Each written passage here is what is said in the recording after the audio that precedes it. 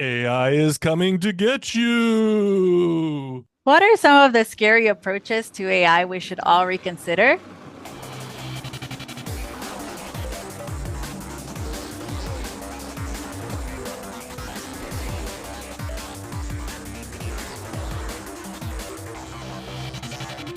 Welcome to the DIESOL podcast, where we focus on developing innovation in English as a second or other language. I'm Brent Warner, professor of ESL and author of upcoming ISTE book, which we'll talk about a little bit more later. But I'm here with Ixchell Woohoo! Reyes, award-winning educator in innovation and professional development. And Ixchell, you are in Saudi Arabia. I am. Marhaba. Yeah, how is it? It's great. I love it. It's wonderful. Wonderful. So we we're a little behind. As you were settling in, this happens as you and or I are traveling, and sometimes we can't get all of our episodes that we're planning. I think everybody who listens is friendly to, to that idea, I hope. And so, but today we do have a little tradition now on the show of Halloween hmm episodes, right? Um, Yeah. yeah. What do we got going This is on? our third year. This is our third year, man. Third year of Third year of scary practices. scary practices. Yeah. Yeah. So, So what did we cover last time? I can't even remember. we covered scary things that teachers should stop doing in the classroom, Hmm. and also scary things that students probably need to stop doing in the classroom. That's right. Yeah. Um, And and today, with AI as now part of our lives, we are covering yeah, scary approaches to AI. yeah. All right. So very scary. Get Scary approaches to the AI. the Wilhelm scream out there. All right. So we're gonna. That's the psycho knife scene. The The psycho wee wee approach wee to wee wee. AI. I was thinking the Wilhelm scream, the that one that's always is in the movies. Anyways, I know every time I talk about these kind of movie things, you're like, what are you talking about? Okay, so let's delve into the AI world. Okay, so Michelle, we got a handful here. We're kind of splitting these up. We do have our 13 scary approaches, and we're splitting hmm them up a little bit. The first half, we're kind of talking about teachers' approaches, and then the second half, we'll talk kind of like combination student and or teacher approaches. Right. Let's start off with the first one, which I think is just a big deal. Yeah. Worth talking about. What do you got? Yeah. Well, I think a scary approach is making assumptions that students are using AI to cheat just because they have access to it. Mm-hmm. And this is a huge pet peeve of mine, but it's actually a scary approach to always suspect your students, right? Mm-hmm. I mean, what does that tell you about how much you trust them or what rapport you have going on in the classroom? Yeah, I mean, this one is kind of, at the end of the day, this kind of covers the vast majority of the problems around it is like, Mm-hmm. well, what are we doing in the classroom to build a community of learners, right? Is it about chasing that grade? Is it about really learning something in the classroom? Now, all of us have different setups, right? Mm-hmm. But we know there's just so many people going, well, students are cheating in this and this and this. But we also know a couple of things that are really worth paying attention to. And the number one thing is students do not cheat because of access to technology. They cheat because they are stressed out, because they have pressures, like external pressures, like their parents Mm-hmm. are saying, hey, you have to get this thing done, or whatever else it is. They have maybe financial burdens or time Mm-hmm. burdens when they're overworked at something else and they can't make the time to get all these things going. So it's not about access to the tool, it's always other things It's happening in their something lives, else. Mm-hmm. right? And so then the question becomes, not should we block AI, right? It Mm-hmm. becomes, well, how am I supporting my student, or how am I redesigning my curriculum in ways that make it a better opportunity for students to succeed in this class? Now, you can go back to grading for equity, ungrading, grading for equity by Joe Feldman, or ungrading books, or that whole movement. It's been Mm-hmm. really great for me in my credit classes to kind of have already been involved with those settings, but it does take work, right? So teachers who have already Mm-hmm. been doing the work to be more equitable graders, right, are having fewer problems, I think, as compared to the teachers who are like hardcore, old fashioned. We've got 1,000 points in this class, and you have to finish these assignments, right? Those ones are probably having more problems with the ideas because the way that the classes are structured is based on, you know, get that grade and not show me your learning. Right. All So, right. yeah, big one. What's up next? I was going to say the next scary approach is using AI checkers on students. And I think this is sort of maybe again falls kind of on the back of the first one we mentioned, because if you're constantly trying to catch your students Mm-hmm. cheating, again, what does that say about the rapport you have in the classroom? What does that say about how you've structured your assignments and explained ethic use of AI or ethic use of information in the classroom? And also, the goal is not to have this culture of gotcha, right? Mm-hmm. And I think that oftentimes teachers fall into that. Yeah. Yeah. Well, it's very easy to get into that, like, oh, now Hmm. I'm policing your work instead of Yeah, like we're working and together for this. the whole fact that AI checkers, AI also can trick, can doesn't necessarily detect AI or falsely detects AI, Mm-hmm. right? There's all sorts of cases going on right now about that, so that'll continue to be a conversation. Yeah, there's a lawsuit going on right now Hmm. about a student who got accused and falsely accused, and now they're going to Hmm. court about it. It's Yeah, really interesting. So, yeah. another thing to think about, this is one that I think we pointed out in the past, but if you have a class of 25 students, and let's say your AI checker has a 96% success rate on accurately calling out what is AI and what's not, right? And those numbers are questionable very much, but 96 sounds great, right? But when you have a class of 25 students, that means that one student every time you do this will be falsely Don't know accused, what. Yep. or falsely marked with one side or the other, right? What number are you comfortable with falsely accusing a student who did their work properly and saying that they're lying, that they're Hmm. using AI, right? Like that's a real question for me. And I've asked this before. My personal number is I am comfortable with 0%, right? Like that's Hmm. that's the number where I'm at. But are you okay with, potentially maybe the phrasing of this is a little too aggressive. Are you potentially okay with ruining a student's life for the rest of Hey, hey, everything and sending them but you to, know what? The student who's in that lawsuit, Mhm. I bet that it could potentially ruin their life. Yeah, yeah. I mean, Yeah. they're gonna have a lot to deal with this. Hmm. They're always now they're gonna be the student that sued about AI, and even if they were the Hmm. right, like it's That gonna doesn't be an matter. issue. It's put a Mhm. stop in a lot of their what they normally would be doing right now, That's carrying right. along with all the other classes. That's right. All right, let's keep Okay. going. Another scary approach. This is one of my favorites, or I guess not one of my favorites, but one of the ones I like to point out. Assuming that students know how to use AI appropriately just because they're from the quote unquote digital generation, Mm. or zillennials, or what have you, right? Um, this is false. Yeah. Just because students are now, growing up with one or two cell phones and cameras all over the place does not mean that they know how to use any kind of technological tool appropriately, Hmm. right? And I've seen teachers say, "Oh, you can figure it out. You're young." It's like, wait a minute. Did you Yeah. just push your responsibility of teaching how to use a tool appropriately onto that poor student?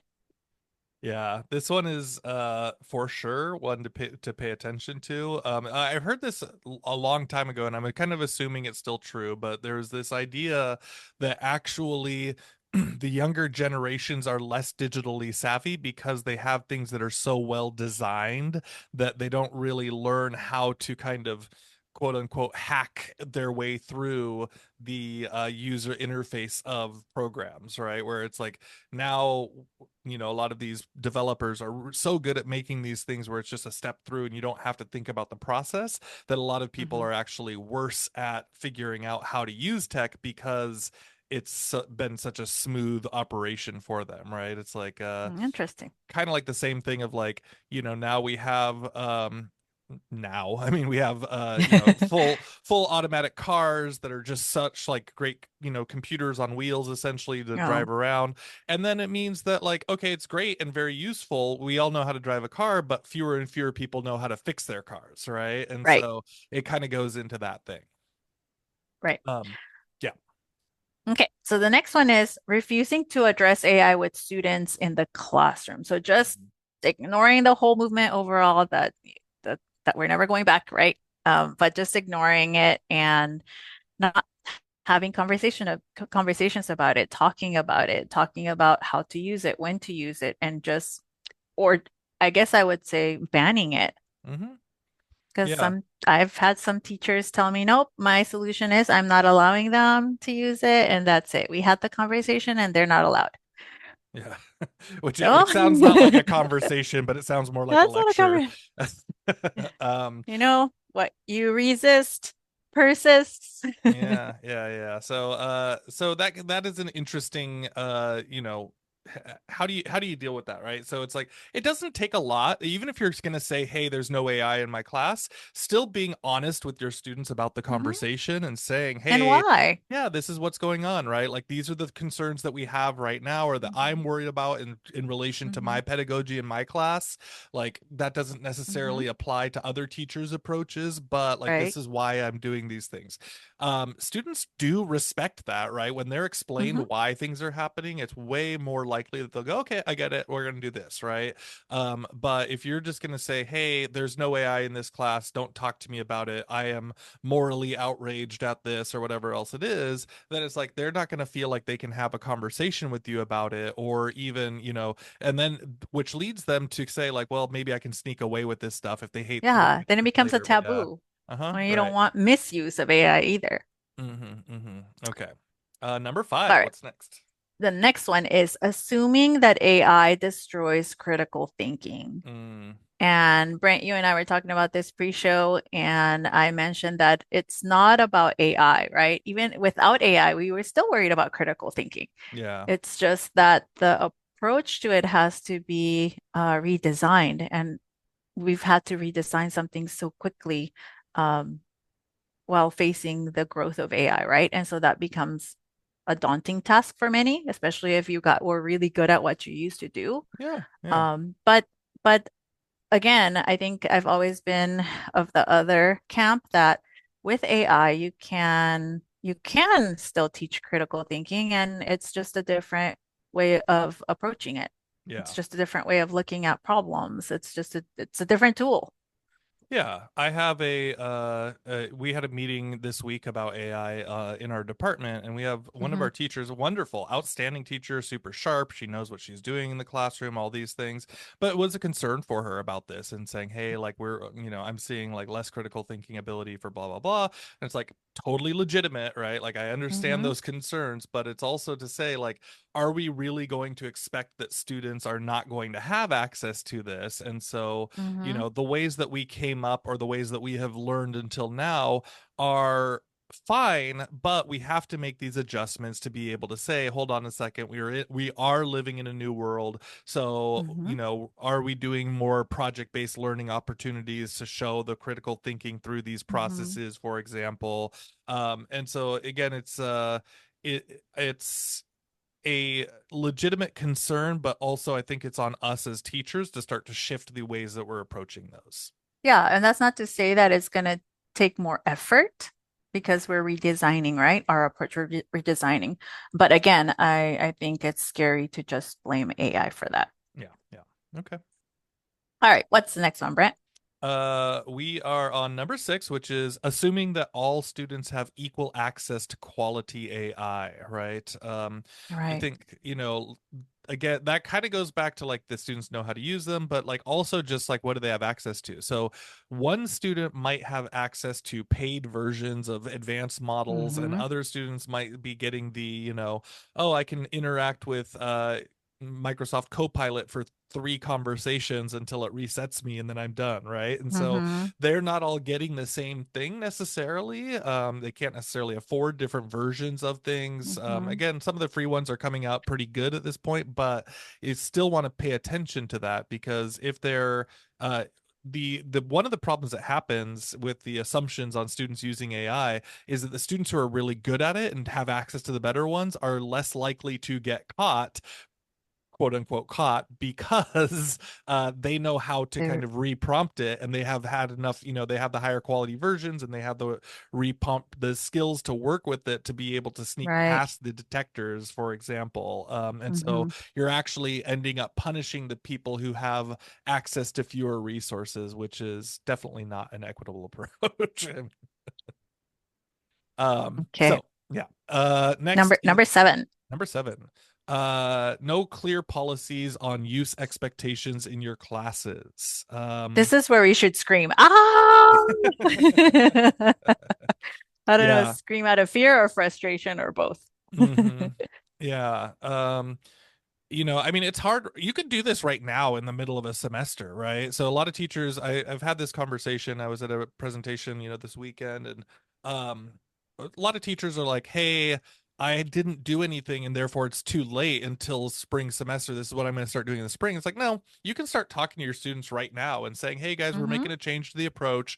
These are the things that we're going to be doing. These are my expectations." And so you can still have the no AI policy if you have a reason Mm-hmm. for that, right? But if you have that written out and say, hey, this is an addition to the syllabus, or this is a new classroom policy that we're all going to agree on or try and work out together, you can absolutely build expectations around that, even in the middle of a semester. And then just kind of very briefly here, a lot of people are doing like a scaled Mm-hmm. acceptable use, which is like, Mm-hmm. Yes. you can use 0, you can use it for brainstorming and outlining, you can use it for, actually helping you build content, and or you can use it totally freely. We're seeing lots of different people make different approaches to how much AI is considered acceptable, and then like at what level do you need to start citing it in your work, for example.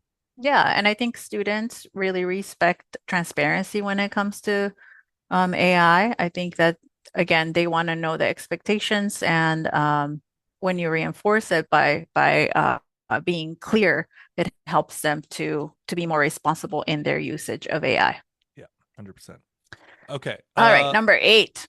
Number 8, you got it. You got I got it. Okay. Ignoring it. ignoring compliance expectations on campus. So, Another scream. yeah. So, well, I mean, this is hard though, right? Because it's like you've got Mm-hmm. things like FERPA compliance, or if the COPA, depending, like, across the Mm-hmm. world there are different compliance levels and things like that. But Right. but where is this? So, is the data that your students are putting into it being training the next thing, right? That would be a violation of FERPA, especially if the students are putting in their personal Personal information. information Yeah, or so yeah.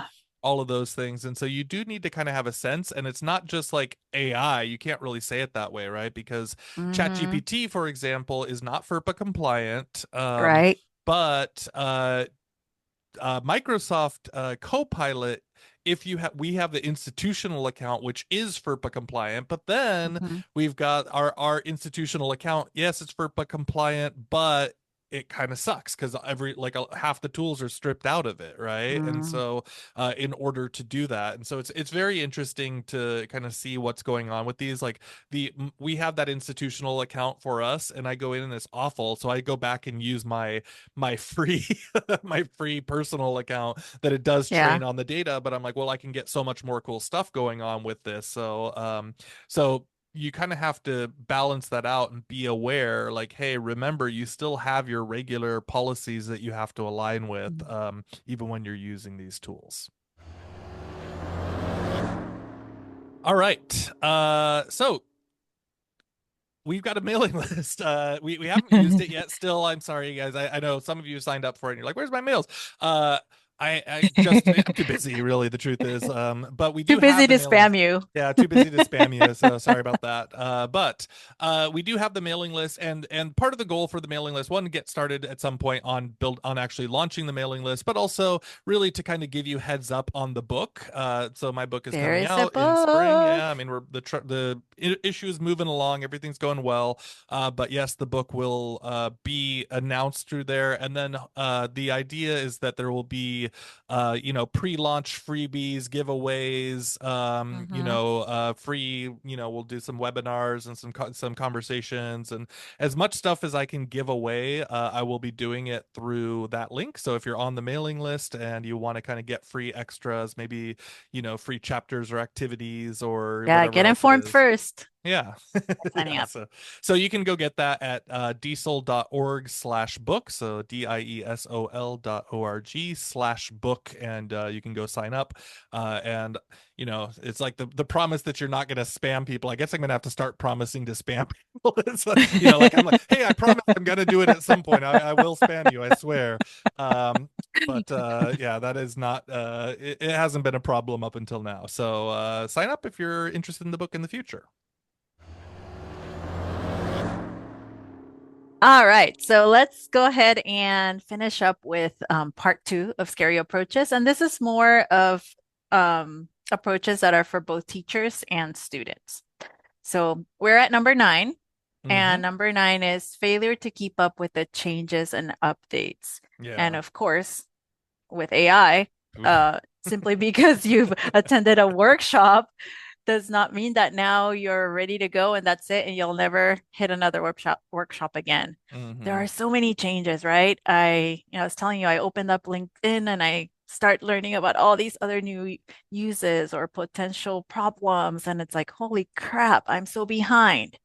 And that doesn't mean that you have to keep up with everything, but be aware that every few weeks something new is coming up. There's Yeah. cases on the news and stuff. Laws are changing. So much is changing in our landscape.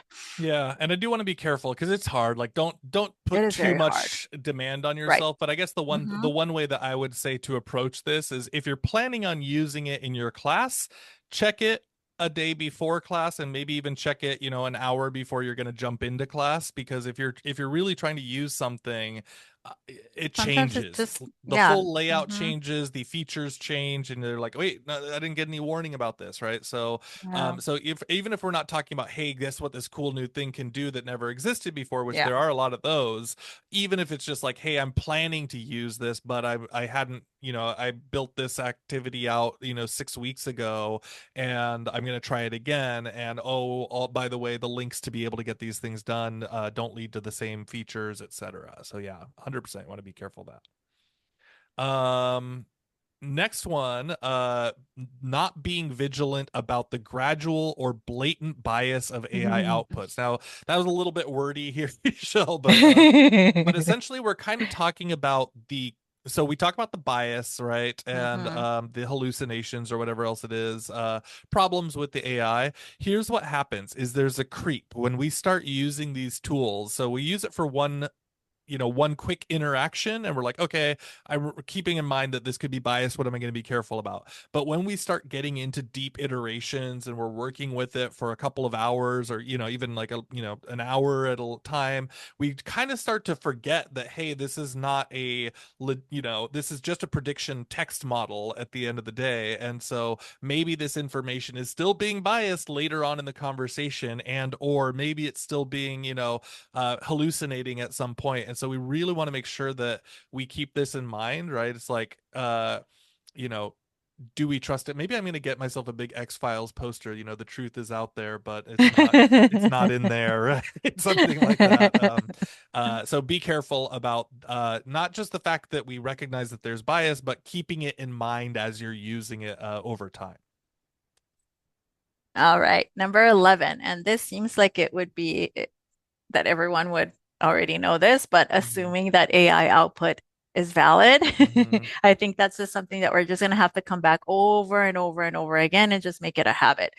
Um, there's got to be critical evaluation of the output always. I Mm-hmm. think that's like number one rule, right? Yeah. Otherwise, we fall into the trap of accepting whatever it gives us. And again, that's also not being vigilant about the gradual potential bias that or false information that it can give you. Yeah. And this one particularly for students, right? Like, I mean, for Mm-hmm. teachers, we have a level of expertise to be able to evaluate, Mm-hmm. right? For students, a lot of times they don't even have the full knowledge, so Yeah. they can't make a judgment. And this is where it gets really dangerous for them, is like they're just going to go, okay, it's good, I think, right? And I'm going to send that forward. And it's like, well, hold on a second. There are things that you don't know, right? Right. So we have to, we have to figure out ways to guide students through that process. And it's not Mm-hmm. easy. I'm not saying, hey, like, this Mm-hmm. is part of the new approach to education that we have to be aware of. So for sure that is a big one. I want to talk about number 12 here, Michelle, for just a Okay. minute, which is not understanding how AI works and doesn't work. This is quite specific for students, but also for teachers, which is for Mm-hmm. pronunciation, right? Now, I've done a couple of videos, or I think I did, or some conversation Mm-hmm. practice ones, on YouTube and stuff.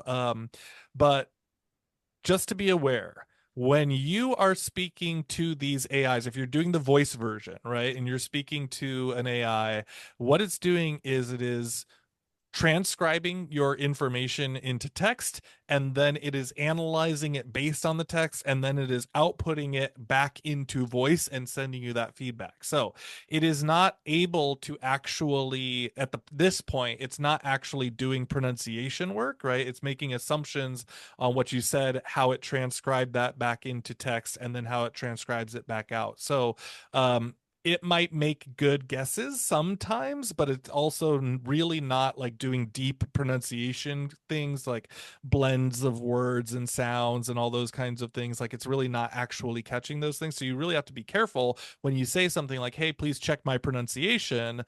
Um, if you're generally right, or if you're trying to get fine tuning on these things, right? Like, that is not quite how these models work at this point. I think they probably will in the future just be able to be fully audibly based, but they do go into text and Mm-hmm. back at the moment. And so at least for the general ones. So please be careful about for pronunciation.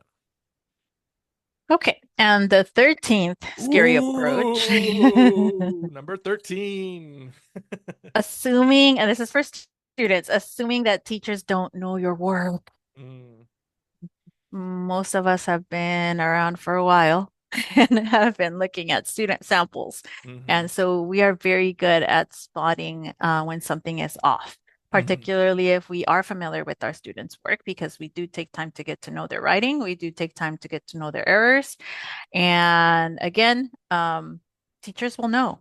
hmm Yeah, Teachers will know. I'm gonna add in a 13B Hmm? here, the B for boo, which is that be careful. Teachers, coming back to this, be careful, because teachers also assume that they can very clearly identify AI, which is also Mm. not true, right? They already have research on Yes. this saying like, hey, you're not as good, you're not nearly as good as you think you are about doing this. But back to the student side is like, students very much make assumptions like, oh, teacher's never going to figure this out, that Hmm. I'm doing it or that I'm using these tools. And it's like, well, it's not so much because of just the one output, but it's a collection of understanding of who you are and what you can do over the term of the semester.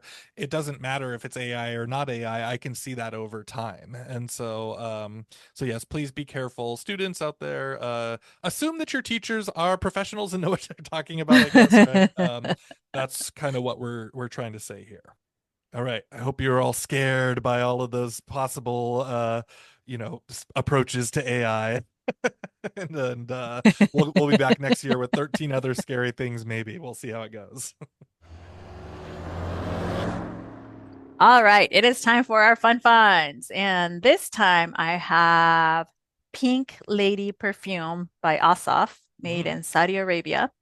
And the description says it is a white flower blend with patchouli, vanilla notes, orange blossom, and bergamot. I don't know if mm. that's how you pronounce it. Yeah, yeah. Bergamo? Bergamot? Bergamot. Yeah, I think.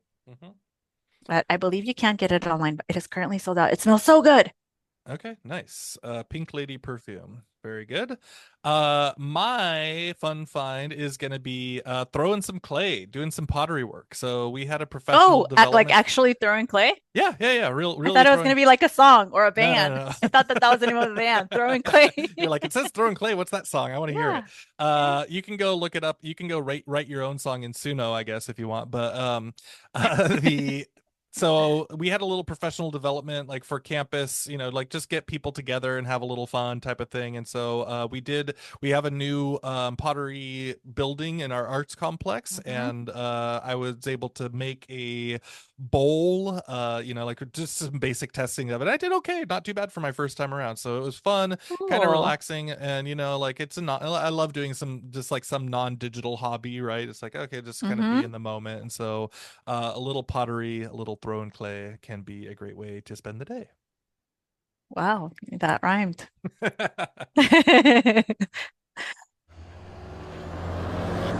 All right. For the show notes and other episodes, check out diesel.org/111. That's 111. You Mm. can find us on Threads or on Facebook at DieselPod. I am on the socials at Brent G. Warner. And I am Ixie_Pixie. That's IXY_PIXY. All right, Thank you for everybody. Yeah, listening. stay safe in this scary Halloween. All right, goodbye. Bye.